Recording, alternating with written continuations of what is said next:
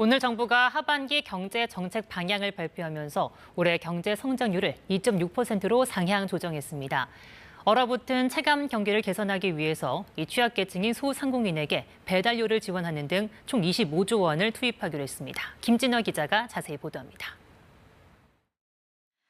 정부는 오늘 2024년 하반기 경제 정책 방향을 발표했습니다. 먼저 올해 우리나라 경제는 2.6% 성장할 것이라고 내다봤습니다. 당초 2.2%에서 올려 잡았습니다. 예상보다 양호한 수출 회복세 때문입니다. 다만 내수에 대해서는 수출에 비해 더딘 회복 속도로 체감 경기 개선이 제약될 거라고 평가했습니다.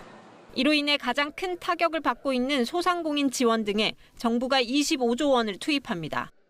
우선 최근 소상공인들이 큰 부담으로 꼽는 배달비 지원 방안을 검토한 뒤 하반기 중에 상생 방안을 발표하기로 했습니다. 최대 20만 원의 전기요금 지원 대상도 기존 연 매출 3천만 원 이하에서 6천만 원 이하로 확대합니다. 소상공인 채무 부담을 덜어주는 대책도 내놨습니다. 정책자금 상환 연장 대상에 대한 조건을 폐지하고 저금리 대출로 갈아탈 수 있는 대환 프로그램의 요건도 대폭 완화합니다. 폐업 같은 어려운 상황에 부닥쳤을 때 소상공인의 생활 안정을 위해 가입하는 노란우산 공제 납입액에 대한 소득 공제 한도도 연 최대 500만 원에서 600만 원으로 확대합니다. 생계비와 물가 안정에는 약 5조 6천억 원이 투입됩니다.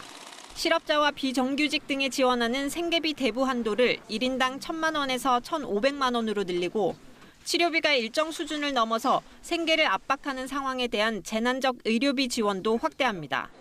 농수산물 가격 안정을 위해 51개 농산물 식품 원료에 할당 관세를 적용하고 수급 불안을 겪고 있는 사과와 배에 대해 계약 재배를 확대하기로 했습니다.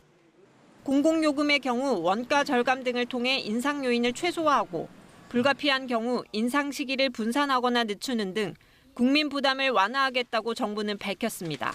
KBS 뉴스 김진아입니다.